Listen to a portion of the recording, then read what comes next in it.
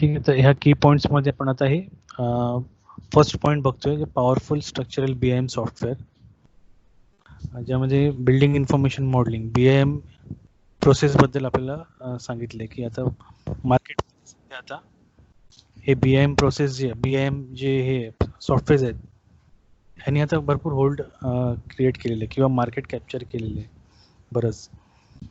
Okay, तर हे पण आपले टेक्ला जे आहे हे पण एक BIM सॉफ्टवेअर आहे, बिल्डिंग इन्फॉर्मेशन मॉडेलिंग सॉफ्टवेअर आहे, ज्यामध्ये प्रोसेस आहेत, काही प्रोसेस दिलेले आहेत ज्यामध्ये आपण मॉडेल क्रिएट करतो, ती इन्फॉर्मेशन मॅनेज करतो. Okay, on construction project across its life cycle, म्हणजे प्रोजेक्टची जी लाईफ सायकल आहे त्यामध्ये आपण हे काम करतो यावर.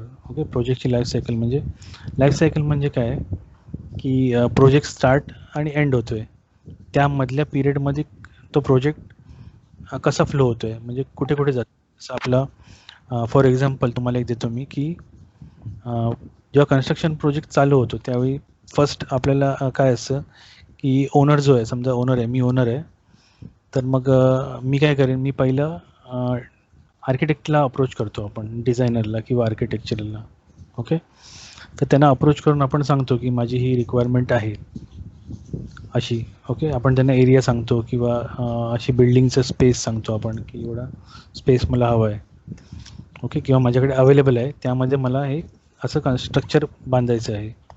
ओके, तर त्याप्रमाणे मग डिझायनर जो आहे, आता ही फर्स्ट इन्फॉर्मेशन झाली तुमची प्रोजेक्टच्या लाईफ सायकलमधली पहिली इन्फॉर्मेशन झाली, जिथे आर्किटेक्चरला आपण सगळी डेटा आपण देतो की बाबा मला असं असं हवं आहे, बिल्डिंग क्रिएट करायची आहे मला. तर मग त्या बेस्ड ऑन त्या इन्फॉर्मेशन प्रमाणे आर्किटेक्ट जो आहे किंवा जो डिझायनर आहे तो काय करतो की तो ती इन्फॉर्मेशन प्रोसेस करतो आणि 3D मध्ये 3D सॉफ्टवेअरमध्ये ती ॲड करतो. ओके, किंवा त्याचं बिल्डिंग बनवतो किंवा त्याची 3D मॉडेलिंग किंवा स्टिक मॉडेलिंग बोलतो आपण त्याला डिझाईनमध्ये. ते स्टिक मॉडेलिंग क्रिएट करून त्यामध्ये डिझाईन लोड्स अप्लाय करतो, ॲनालिसिस करतो. ओके, अशा वेगवेगळ्या गोष्टी करतो आणि मग ती जी इन्फॉर्मेशन आहे एकदा ते फायनलाइज होतं त्यांचं डिझाईन एकदा फायनलाइज झालं की मग तिथे आर्किटेक्टची स्टेज संपते, आर्किटेक्टचं काम संपतं, मग तो पुढे पास ऑन करतो नेक्स्ट पर्सन, म्हणजे त्या प्रोजेक्टच्या लाईफ सायकलमध्ये जो सेकंड पर्सन आहे त्याच्याकडे ती इन्फॉर्मेशन जाते. ओके, तर तो असतो आपला डिटेलिंग जे असतात. ओके, डिटेलिंग करणारे जे असतात त्यांच्याकडे तो जातो डेटा, आणि ते मग तो जो डेटा आहे, डिझाईन डेटा जो आहे तो प्रोसेस करून मग त्याचे ड्रॉइंग्स बनवतात, जे आपण डिटेल ड्रॉइंग्स बोलतो आपण त्याला. ओके, डिटेलिंग ड्रॉइंग्स बोलतो आपण. तर हे डिझाईन ड्रॉइंगचे इन्फॉर्मेशन काढून आपण परत एकदा त्याला मॉडेलिंगमध्ये प्रोसेस करतो, मॉडेल बनवतो, आणि त्या मॉडेलवरनं मग आपण अजून त्याला कॉम्प्लेक्सिटी लेवल ॲड करतो त्याला. जसं त्यामध्ये कनेक्शन डेव्हलप करतो आपण. Okay, end to end connection असतात. समजा एक स्टील बीम लागतो असा बीमच्या 2 कॉलमच्या मध्ये, तर त्यामध्ये ते कॉम्प्लेक्सिटी लेवल अजून वाढते जेव्हा आपण त्याला कनेक्शन ॲड करतो. दोन्ही एंडला त्याला कनेक्ट करायला लागतं बीमला, तरच तो तिकडे अटॅच होऊ शकतो. तर हे प्रोसेस जे आहे हे डिटेलर करतो. हे डिटेलिंगचं काम जे आहे तो डिटेलर करतो, आणि त्याच्यामधनं मग तो त्याच्यामध्ये अजून वेरियस प्रोसेसेस असतात ज्यांनी तो ते सगळे प्रोसेस फॉलो करून मग त्याचा एंड रिझल्ट जो असतो तो ड्रॉइंग आउटपुट असतं, ड्रॉइंग आउटपुट. आणि हे ड्रॉइंग आउटपुट जे आहे हे नंतर मग हे फायनल आहे त्याचं. ओके, ड्रॉइंग आउटपुट आणि रिपोर्ट्स असतात. ओके, आणि आता लेटेस्ट आपण बघायला गेलो तर NC फाईल्स असतात जे CNC नेस्टिंग मशीनमध्ये लागतात आपल्याला. ओके, तर अशी इन्फॉर्मेशन, ही जी इन्फॉर्मेशन ही आपल्याला डिटेलिंग करणं मिळते, डिटेलिंग फर्म किंवा डिटेलर करणं मिळते आपल्याला, आणि मग ती पास ऑन होते आपली इन्फॉर्मेशन पुढे फॅब्रिकेशनमध्ये. फॅब्रिकेशनमध्ये काय होतं की जे काय हे ड्रॉइंग्स आहेत त्याप्रमाणे आणि रिपोर्ट्स आहेत त्याप्रमाणे त्याचं हे होतं, प्रोक्युरमेंट होतं किंवा परचेस होतं मटेरियल. ओके, फॅब्रिकेशन म्हणजे काय, एक प्रोसेस आहे त्यामध्ये आपण कटिंग, ड्रिलिंग, पेंटिंग, असे वेरियस प्रोसेस आहेत. प्लेट नेस्टिंग, ठीक आहे. असे वेरियस प्रोसेसेस आहेत ज्यामध्ये आपण आपल्याला रॉ मटेरियल लागतं. पहिलं आपण रॉ मटेरियल परचेस करतो. ओके, आता हे ड्रॉइंगमधनं आता आपल्याला फिजिकल स्टेजमध्ये चाललो आहे आपण. आता ड्रॉइंग हे तुमचं हे होतं ड्रॉइंग स्टेजमधनं, मग फिजिकल स्टेजमध्ये आपलं फॅब्रिकेशन येतं. इथे फिजिकली मेंबर कट होतात, ठीक आहे. ड्रिलिंग होते, नंतर वेल्डिंग होते, अशा बऱ्याच गोष्टी त्यामध्ये होतात आणि आपण डिटेलमध्ये ह्या सगळ्या दाखवलेल्या असतात. वेल्डिंग, बोल्टिंग, ड्रिलिंग, ओके, सगळ्या गोष्टी आपण मेन्शन करतो डिटेलिंगमध्ये. आणि मग ती इन्फॉर्मेशन पास ऑन होते फॅब्रिकेशन शॉपमध्ये, जिकडे काय होतं की हे शॉपमध्ये सगळं प्रोसेसिंग होतं ही इन्फॉर्मेशन, आणि त्याप्रमाणे ते मेंबर्स कटिंग, ड्रिलिंग, वेल्डिंग असे, किंवा समजा बोल्टिंग असेल काही, तर मग ती सगळी टास्क जे आहेत ते कंप्लीट करावे लागतात त्यांना. ओके, फॅब्रिकेशन टास्क त्या ड्रॉइंगमध्ये जे जे मेन्शन केलेलं आहे त्याप्रमाणे त्यांना ते फॅब्रिकेशन कंप्लीट करायला लागतं. प्रोसेस फॅब्रिकेशन कंप्लीट झालं प्रोसेस की मग आपल्याला मिळतं ते फिजिकल मेंबर्स मिळतात त्याचे. ओके, कुठल्याही बिल्डिंगमध्ये आता याची जी साईटवरती जी बिल्डिंग उभी होणार आहे ना, ती एंड प्रोडक्ट आहे आपलं, हे शेवटचं स्टेज आहे ती. म्हणजे स्टार्ट आणि मी एंड जे बोललो सुरुवातीला प्रोजेक्ट लाईफ सायकलमध्ये, हे स्टार्ट आणि एंड आहे. स्टार्ट म्हणजे तिथे डिझायनर चालू करतो काम, ते स्टार्ट, किंवा ओनरकडनं जी इन्फॉर्मेशन जाते त्याला आपण स्टार्ट बोलू शकतो. आणि एंड म्हणजे तुमची बिल्डिंग जेव्हा उभी होते एखाद्या साईटवरती तेव्हा ते एंड बोलतो आपण त्याला.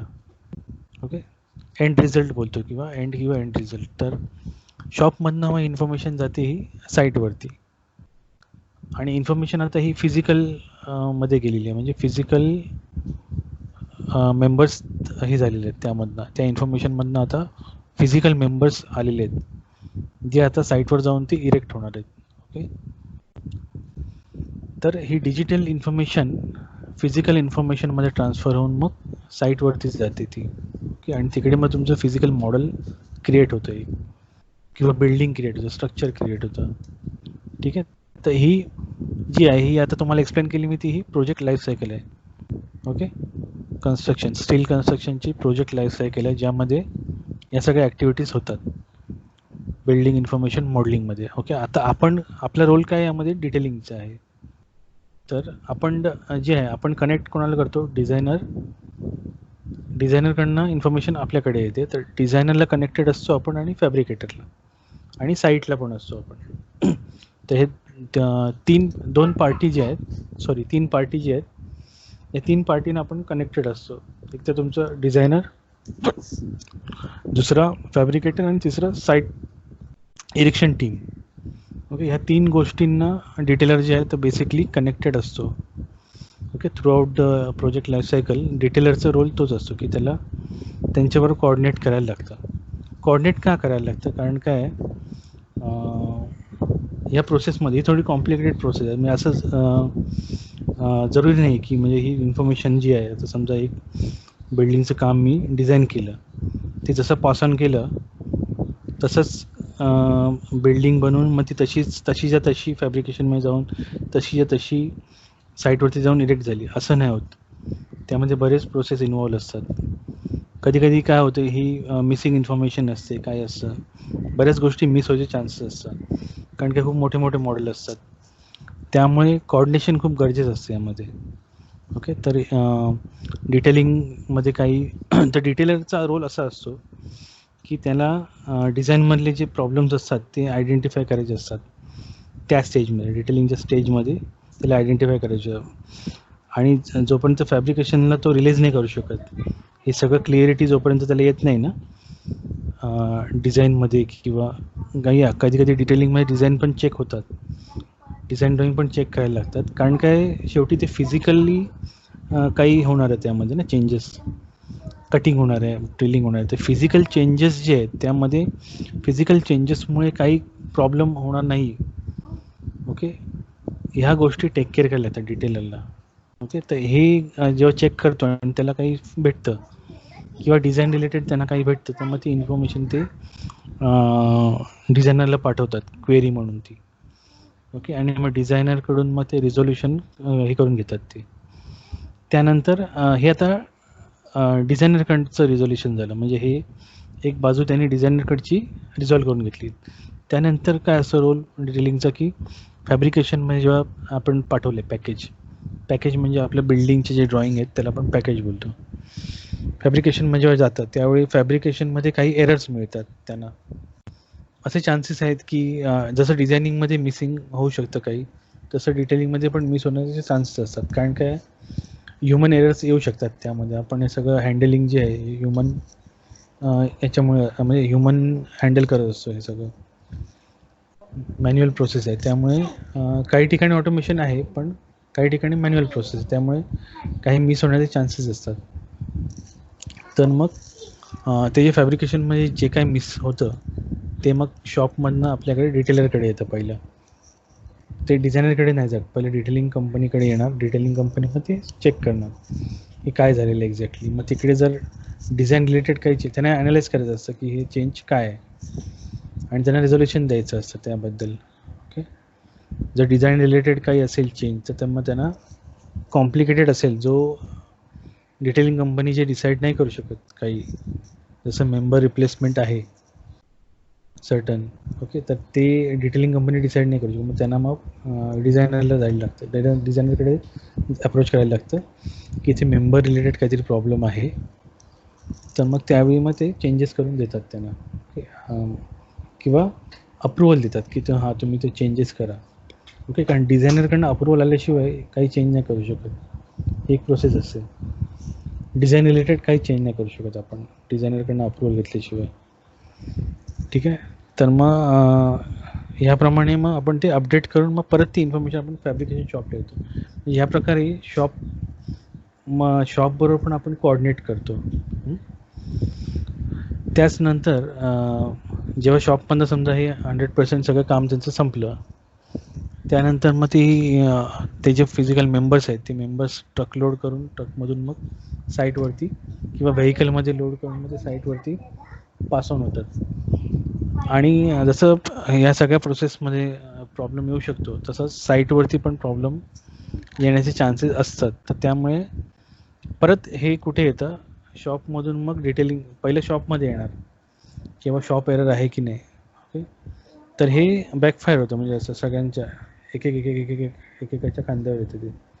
जसं शॉपमध्ये काय एरर आलं की लगेच ते साईटवरती जसं काय एरर आलं लगेच ते शॉपच्या इथे येणार, शॉपमध्ये मग चेक करणार कुठले एरर काय आहे. मग जर डिटेलिंग आणि डिझाईनचं असेल काहीतरी, फॅब्रिकेशनचं नसेल तर मग ते वरती पाठवतात, म्हणजे परत ते बॅक टू डिटेलिंगला येतं. ओके, आणि मग डिटेलिंगमध्ये आल्यावर परत तेच प्रोसेस असतं, त्यांना आयडेंटिफाय करायचं असतं की डिझाईन चेंज आहे की हे डिटेलिंग चेंज आहे. डिटेलिंग चेंज असेल तर मग ते तिकडच्या तिकडे करून मॉडिफाय करून मग परत पास ऑन करतात ते इन्फॉर्मेशन. ओके, जर डिझाईन रिलेटेड असेल तर परत त्यांना अप्रोच करायला लागतं डिझायनरला. ओके, तर अशा प्रकारे हे कोऑर्डिनेशन करायला लागतं. डिटेलिंग जे कंपनी असेल किंवा डिटेलर जो असेल ह्याला ह्या तीनही एरियाजमध्ये बघायला लागतं, बरोबर. तसंच ह्यामध्ये एक सेकंड पॉईंट आहे. आता फर्स्ट पॉईंट बघितला, powerful structural BIM software. Okay, आता आपण सेकंड पॉईंट बघूया, constructibility. Create constructable model, use a single tool for all type of material and project. Create constructible model म्हणजे कन्स्ट्रक्टेबल मॉडेल म्हणजे काय की जे कन्स्ट्रक्ट होऊ शकतं, म्हणजे अशा गोष्टी जसं तुम्हाला आता मी सांगितलं की इरेक्शन साईटवर गेल्यावर ते मॉडेल इरेक्ट झालं पाहिजे. त्यामध्ये खूप मायनर चेंजेस हवे किंवा एकदम निग्लिजिबल चेंजेस हवे. ओके, चेंजेस असतात पण मग ते टेक केअर करता आले पाहिजे साईटला. असे चेंजेस असतील तर मग ते कन्स्ट्रक्टेबल मॉडेल आपण बोलतो त्याला, की ते कन्स्ट्रक्ट होऊ शकतं साईटवरती जाऊन.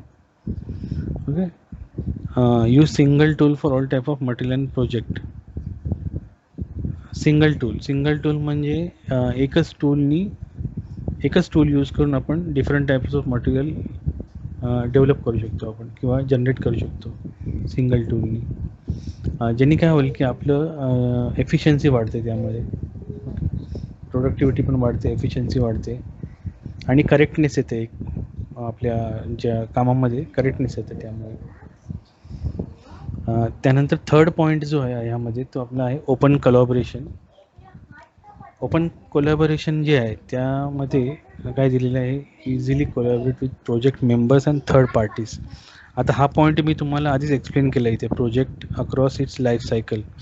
तर हे लाईफ सायकल जे मी सांगितलं तुम्हाला, ह्यामध्ये आपण कोलॅबोरेशन केलं. आता टेक्लावाल्यांनी जे कोलॅबोरेशन केलं आहे तोच पॉईंट आता इथे थर्ड पॉईंट हा दिलेला आहे, की आपण तिन्ही ठिकाणी जाऊन त्यांना कोऑर्डिनेशन जे केलेलं आहे त्यालाच हे ओपन कोलॅबोरेशन बोलतात.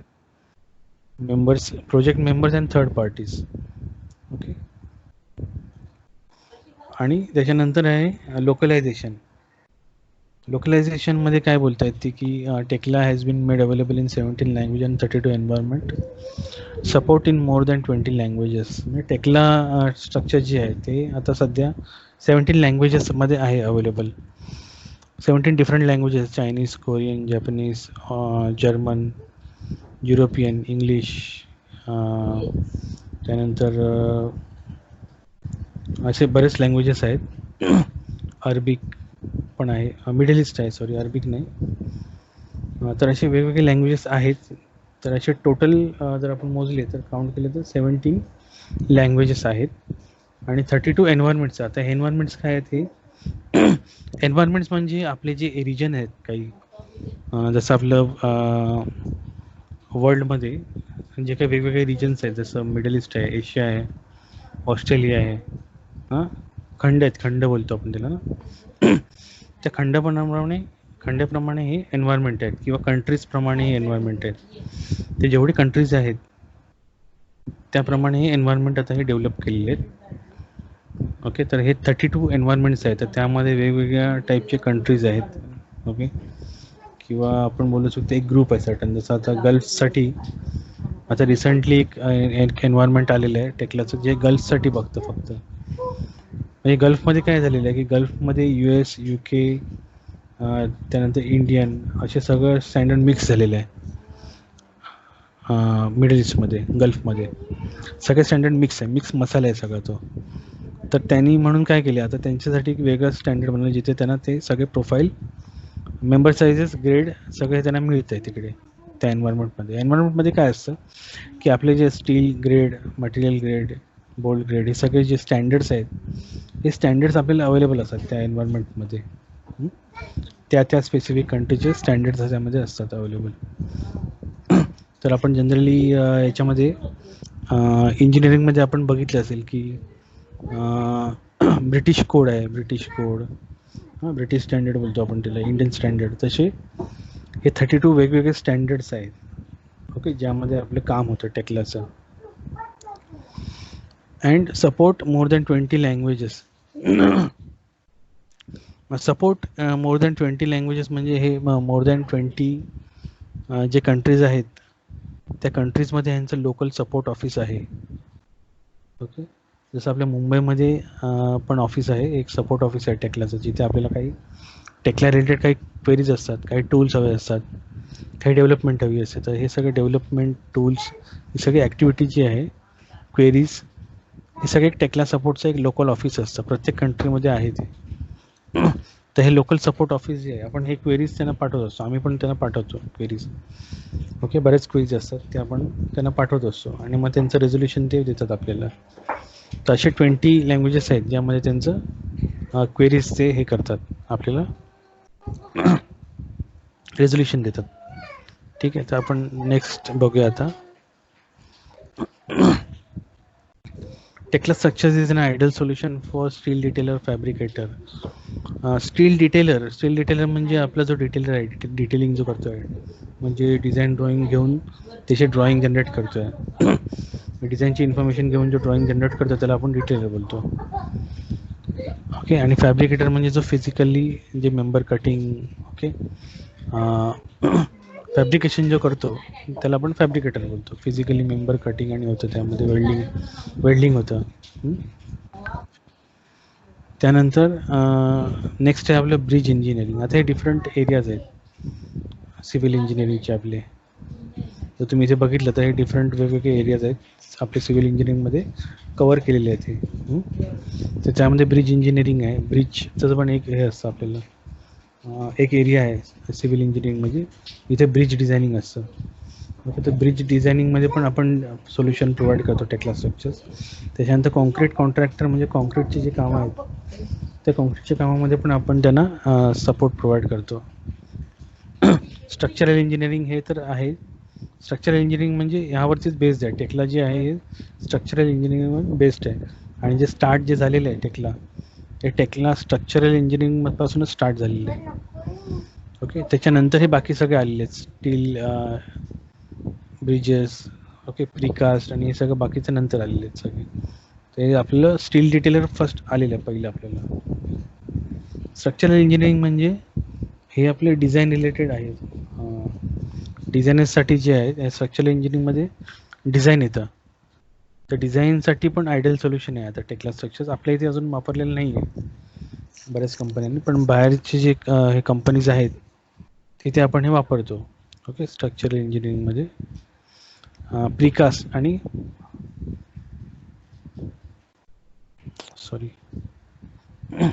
Precast detailer and producers. आता हे दोन जे आहेत हे पण टेक्ला स्ट्रक्चर्स यूज करू शकतात.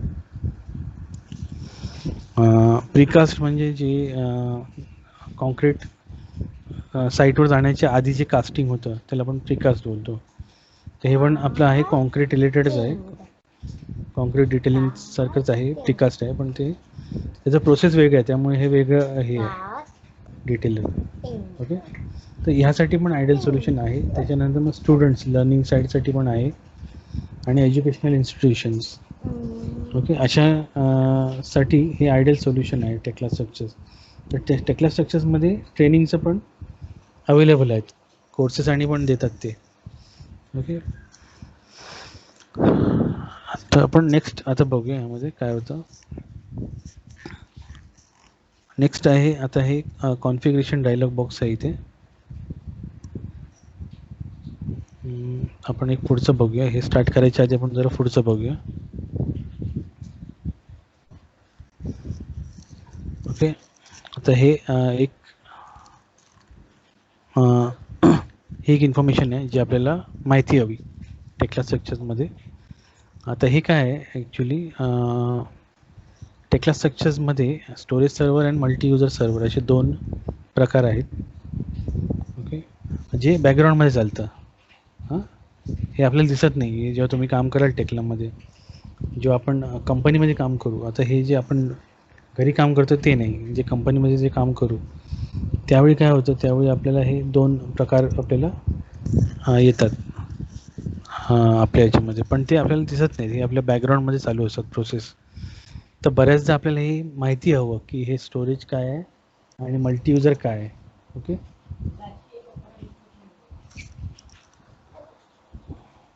ठीक आहे.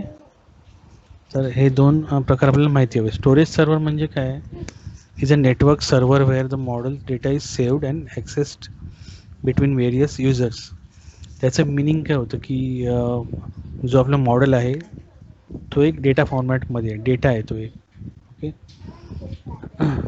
तर तो डेटा जो आहे तो स्टोअर होतो सर्टन ठिकाणी, तर त्याला आपण स्टोरेज सर्व्हर बोलतो. आपण जिथे जेव्हा आपण हे चालू करू मॉडेलिंग त्यावेळी तुम्हाला माहिती पडेल की आपण ते कसं स्टोअर करतो, कुठलं ड्राईव्ह सिलेक्ट करायचं, काय करायचं ते सगळं आपण तुला एक्सप्लेन करतो पुढे. पण त्याला आपण जिथे आपण स्टोअर करतो त्याला आपण स्टोरेज सर्व्हर असं बोलतो. जिथे आपले मॉडेल, आता इथे खाली जे पिक्चर आहे तिथे लेफ्ट हँड साईडला तुम्हाला एक सिस्टम दिसत असेल, एक screen. Tekla structure model, 3D model, 2D drawing असं हे दिलेलं आहे तिथे, आणि त्याच्या खाली स्टोरेज सर्व्हर दिलेलं आहे आणि त्यामध्ये दाखवलेलं आहे की मॉडेल स्टोअर केलेले आहे तिकडे बघा, M1, M2, M3, M4 and so on. तर आपण जे आपले जे ड्राईव्ह आहेत, लोकल ड्राईव्ह जे आहेत, तसेच लोकल नेटवर्क ड्राईव्ह असतात टेक्ला स्ट्रक्चरसाठी. जेव्हा कंपनीमध्ये आपण काम करू तेव्हा नेटवर्क ड्राईव्ह असणार. हे आपले लोकल ड्राईव्हचं आहेत सी, पण मॅपिंग करून घेतलेले असतात, ते मॅप नेटवर्क असतं. तर नेटवर्कमध्ये जे नेटवर्कमधले जे ड्राईव्ह असतात ते आपण मॅप करून घेतो, मॅपिंग करून घेतो. ते पण तुम्हाला समजा माहिती नसेल हे मॅपिंग काय आहे, तर आपण ते IT मध्ये किंवा गुगलवरती सर्च करू शकतो. आपण हे मॅपिंग कसं करतो आपण नेटवर्क सर्व्हर्स. ओके. तर तिकडून आपल्याला हे समजेल की हे मॅपिंग कसं करायचं असतं. आणि एकदा मॅप झालं, ते मॅप झाल्यावर काय होतं की आपल्याला तो एक जसं C ड्राईव्ह आहे तसं एक ड्राईव्ह बनतं आपल्या इथे. आपल्या कम्प्युटरच्या एक्सप्लोरमध्ये एक ड्राईव्ह बनतो. त्या ड्राईव्हनी मग आपण ते नेटवर्कचे जे फोल्डर्स आहेत ते ॲक्सेस करू शकतो. तर त्याला आपण बोलतो हे स्टोरेज सर्व्हर, जिथे नेटवर्कवरती हे मॉडेल आपले स्टोअर केलेले असतात. तर जनरली आपण जेव्हा कंपनीमध्ये काम करू ना, तेव्हा आपले हे मॉडेल्स आपल्या सिस्टमवर नसतात. ते सर्टन एका स्टोरेज सर्व्हरवर असणार एका ठिकाणी, जिथे सगळ्यांचे जे हाय ज्याचा जो हे असेल ना, स्टोरेज कॅपॅसिटी खूप हाय असायची. ओके, सगळ्या पूर्ण कंपनीचं जर आपल्याला स्टोअर करायचं झालं तर मग आपल्याला ते स्टोरेज कॅपॅसिटी हाय ठेवायला लागते. मग ते आपण लोकलवर ठेवून नाही चालत. मग त्यासाठी त्याला नेटवर्क ड्राईव्हवरती स्टोअर करायला लागतं. त्याला आपण बोलतो स्टोरेज सर्व्हर. ठीक आहे. त्यानंतर मग आहे आपलं हे मल्टी युजर सर्व्हर आहे, जिथे आपण काय होतं की मल्टी युजर जे आहे, it is an application which provides connectivity or access to different users working in a team or a group or a single model. Okay, application आहे. आता ते इकडे राईट हँड साईडला तुम्ही जर बघाल तर तिकडे एक ब्लॅक विंडो दिसते आपल्याला, डॉस सारखी. हां, ब्लॅक विंडो जी आहे ते ॲप्लिकेशन आहे ते ॲक्च्युली, जे बॅकग्राऊंडमध्ये रन होत असतं. हे स्टोरेज सर्व्हर सोडलं की दुसरं अजून एक सर्व्हर असतं जिकडे हे ॲप्लिकेशन चालू असतं. हे ॲप्लिकेशन इन शॉर्ट तुम्हाला सांगतो मी काय असतं. हे ॲप्लिकेशन जे आहे, आपण जे युजर आहेत खाली जर बघाल तुम्ही त्या इथे राईट हँड साईडला, तर युजर 1, युजर 2, युजर 3, युजर 5 असं डिफरंट युजर दिलेले आहेत. तर हे युजर जे आहेत, हे युजर मॉडेल ओपन करताना ते मॉडेलला ॲक्सेस राईट दिलेले असतात. ओके, टेक्ला थ्रू ह्या ॲप्लिकेशन थ्रू ॲक्सेस राईट असतात. तर जेव्हा कोणी एक युजर 1 ओपन करत असेल त्यावेळी आपल्याला ॲक्सेस नाही मिळणार त्याचं. म्हणजे एकाच वेळी 2 युजर्स एकाच वेळी ओपन नाही करू शकत कुठलीही मॉडेल. तर त्यांना एक एक करून ओपन करायला लागतं. हे तसंच सिमिलरली आपल्याला हे सेव्ह करताना पण ते एक एक एक एक असं करून सेव्ह करायला लागतं, 1 बाय 1. ठीक आहे. तर हे 2 प्रोसेसेस आहेत आपले, स्टोरेज सर्व्हर आणि मल्टी युजर सर्व्हर. हे 2 प्रोसेस आपल्याला हे बॅकग्राऊंडमध्ये असतात. तुम्ही आता हे मल्टी युजर सर्व्हर जे आहे, हे तुम्हाला नंतर तुम्ही जेव्हा काम कराल एंट्री लेवलला, त्यावेळी तुम्हाला हे क्लिअर आयडिया येईल. पण आता हे तुम्हाला आता हे दाखवू नाही शकत, कारण आपल्या इथं मल्टी युजर आता नाही आहे सर्व्हर. पण जेव्हा तुम्ही हे काम कराल ना, त्यावेळी तुम्हाला हे अंडरस्टँड करून दिलं जाईल. मग त्यावेळी तुम्हाला अजून क्लिअर होईल ही जी गोष्ट आहे मल्टी युजर सर्व्हरची, ज्यामध्ये मल्टी युजर म्हणजे याचा अर्थ काय, त्या नावामध्येच तुमचा अर्थ क्लिअर होऊन जातो, मल्टी युजर सर्व्हर. ओके. तर हे डिफरंट युजर्स कनेक्ट होतात आणि सेव्हिंग करताना पण तेच आहे. सेव्हिंग आणि नंबरिंग हे 2 प्रोसेस आहेत. ओपनिंग, सेव्हिंग आणि नंबरिंग हे 3 प्रोसेसमध्ये आपलं काम चालतं टेक्लामध्ये. Opening, saving and numbering. तर ह्या 3 प्रोसेसमध्ये मग युजर्सला कनेक्टिव्हिटी मिळते आणि एक कनेक्ट झालं की दुसरा लॉक होतो त्या ओपन होईपर्यंत. ओपन होण्यासाठी सर्टन टाईम पिरियड लागतो आपल्याला. एक समजा मॉडेलच्या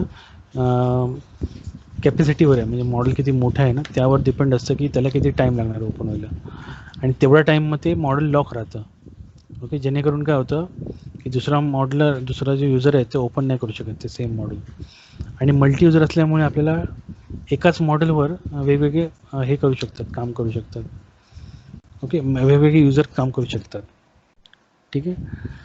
तर हे मल्टी युजर प्लॅटफॉर्म झालं आता सर्व्हर.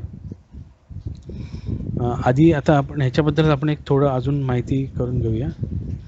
ठीक आहे, मल्टी युजरबद्दल. तर आपण जेव्हा सुरू केलेलं हे म्हणजे ऑटोकॅड आणि तुम्ही शिकलात आता ऑटोकॅड, तर एक आय थिंक 2000च्या आसपास 2001 2000च्या आसपास ऑटोकॅड 2000 आलेलं त्यावेळी. ओके, ऑटोकॅड 14 होतं, सॉरी 2000 नंतर आलं. ऑटोकॅड 14 होतं त्यावेळी. तर आम्ही जेव्हा स्टार्ट केलं त्यावेळी ऑटोकॅड 14 होतं. आणि त्याच्या पण आधी जर आपण बघू, एक 10 वर्ष मागे गेलात तुम्ही 2000च्या आधी, म्हणजे 90sमध्ये 92, 91, 1991, 1992, त्यावेळी काय व्हायचं की हाताने ड्राफ्टिंग करायचे आधी. ओके, हँडमेड ड्राफ्टिंग होतं. आणि त्यावेळी तुम्हाला समजा एक बिल्डिंग तुम्ही करायला दिली तर तुम्हाला ती स्टार्ट टू एंड संपवायची असायची. मग त्यामुळे तुम्हाला कोणी हेल्पर नसायचा, एकच माणूस असायचा जो काम करून ते संपवायचं सगळं. मग आता हे बिल्डिंग तुम्हाला दिली की मग तुम्हाला काय व्हायचं की ही बिल्डिंग आता मी स्टार्ट केली समजा आज, तर त्याला कंप्लीट व्हायला 1-2-3 वर्ष जायची आधी. ओके, तुम्हाला माहिती असेल आधी आपल्याला जे कन्स्ट्रक्शन जे बनायचे हँडमेड ड्राफ्टिंगला 2-3 वर्ष 6 वर्षाचे जायचे मोठी असेल तर. ठीक आहे. नंतर काय आलं, हे जेव्हा सॉफ्टवेअर झाले, जेव्हा ऑटोकॅड जेव्हा आलं, त्यांनी काय केलं, बऱ्याच कमांड्स जे आहेत त्या ऑटोमेट करून टाकल्या, लाईन वर्क, आणि त्यांना खूप फ्लेक्सिबिलिटी दिली ड्रॉइंग करण्यासाठी. ओके, जे आपल्याला नॉर्मली टूल्स घेऊन करायला लागायचं ड्रॉइंग, ते एवढं इझी झालं करायला की त्यामध्ये बरेच फीचर्स आले ऑटोकॅडमध्ये ते ड्रॉइंग करण्यासाठी. ओके, त्यामुळे काय झालं, ते काम थोडं फास्ट झालं त्यामध्ये.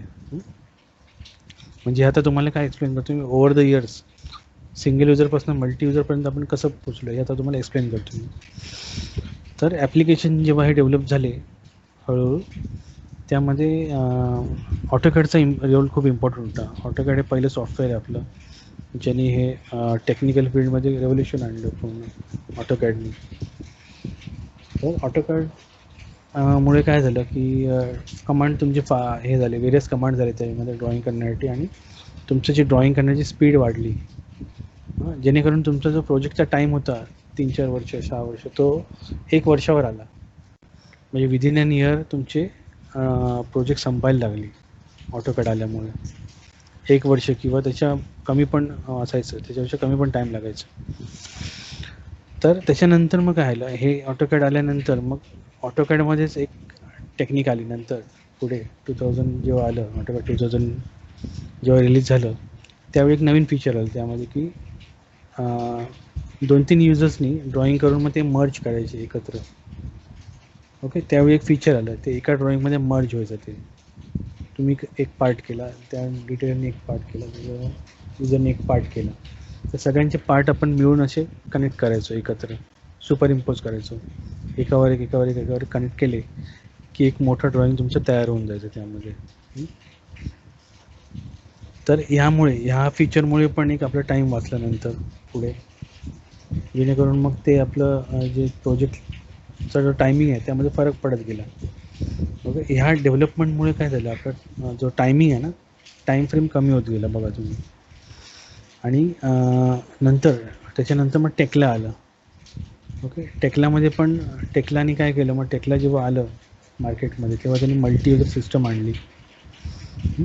मल्टी युजर सिस्टम आणल्यामुळे काय झालं की एकाच मॉडेलवरती 10 लोक 20 लोक असे काम करायचे त्यावेळी.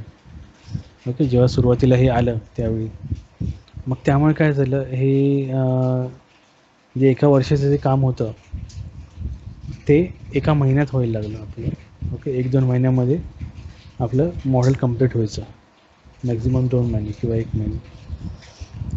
ठीक आहे, हे कशामुळे पॉसिबल झालं की आपण हे डिवाईड केलं, म्हणजे एक काम जो आहे ते आपण डिवाईड करून 10 लोकांमध्ये वाटलं. त्यामुळे जिथे आपल्याला एकाला 1 वर्ष जायचं, तिथे मी 12 लोकं लावली आणि ते 1 महिन्यामध्ये माझं कंप्लीट झालं. म्हणजे एकाला समजा एक सर्टन एरिया कंप्लीट करायला 1 महिना लागतं, दुसऱ्या एरिया कंप्लीट करायला 1 महिना, असं 1 महिन्याचं समजा 12 महिन्याचं जे मॉडेल आहे ते एकाच महिन्यात कंप्लीट झालं. म्हणजे वेगवेगळ्या एरियाज काढून ते वाटून टाकलं सगळ्यांना.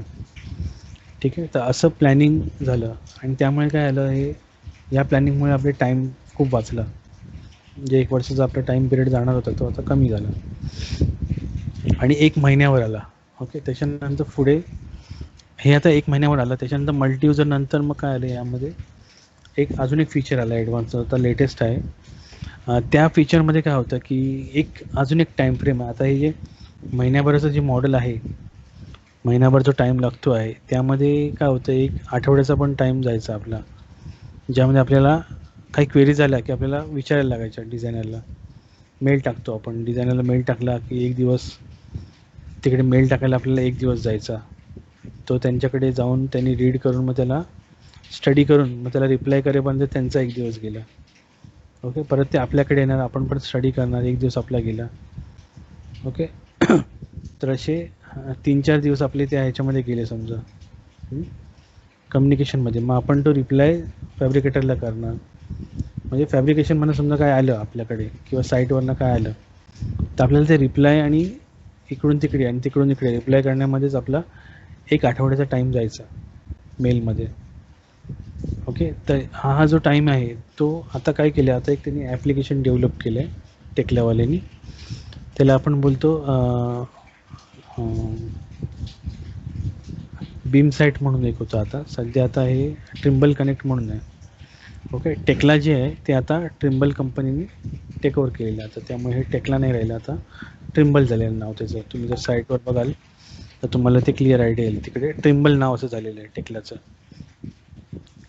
तर हे मग टेक ओव्हर केलं ट्रिम्बलनी आणि मग त्यांनी ट्रिम्बल कनेक्ट म्हणून एक ॲप्लिकेशन काढलं. ज्या ॲप्लिकेशननी आपण आपलं जे मॉडेल आहे ते कुठल्या पण वेळी कधी पण कुठल्या पण स्टेजमध्ये जाऊन डिझायनर जो आहे, ओनर आहे, डिझायनर आहे, तो सगळे बघू शकतात. कुठल्या पण स्टेजमध्ये तुम्ही ज्या स्टेजमध्ये काम करतायत त्याचे 1 तासाभराचे बॅकअप तिकडे पडत असतात. ठीक आहे, त्यामुळे तिकडे तुम्हाला कधीही काही बघता येतं, काही रिप्लाय करता येतं तुम्हाला बघून ते पटापट. म्हणजे ह्यामुळे काय झालं, तुमचा मेलचा जो टायमिंग होता 1 आठवड्याचा, तो आता 1 तासामध्ये तुम्ही रिप्लाय करू शकता. म्हणजे 1 दिवसामध्येच आपला तो हे झाला, कम्युनिकेशन टाईम निघून गेला. ठीक आहे, तर एक टाईम रिड्यूस झाला. आणि आता जर तुम्ही बघाल तर मॉडेलिंगचा जो टाईम आहे तो आता आठवड्याचा झाला, आता 1 वीक. तर आता 1 वीकमध्ये क्लायंट जे आहेत ते मॉडेल संपून मागतात आता मॉडेल. ओके, तर असं नवीन नवीन फीचर येऊन काय होतं, आता हे टाईम फ्रेम रिड्यूस होत आहे बरंच आणि प्रोडक्टिव्हिटी वाढली. आता हे याच्यामुळे काय होतं की जर समजा आता 2 वर्षाचा तुमचा प्रोजेक्ट होता, तो 1 महिन्यामध्ये झाला, तर तुम्ही बाकीच्या 1 वर्षामध्ये बरेच असे प्रोजेक्ट करू शकता तुम्ही. मग तुम्हाला टाईम मिळतो यामध्ये बराच. ठीक आहे, प्रोजेक्ट करण्यासाठी किंवा तुमचं काम हे करण्यासाठी, प्रोडक्शन वाढवण्यासाठी खूप तुम्हाला हे मिळतं, हेल्प मिळते यामध्ये. ठीक आहे, तर असे हे सिस्टम्स आहेत, हे मल्टी युजर सिस्टम आणि सॉरी त्याला काही सपोर्टिंग ॲप्लिकेशन्स आता आलेले आहेत तसे. ठीक आहे, तर हे क्लिअर झालं तुम्हाला.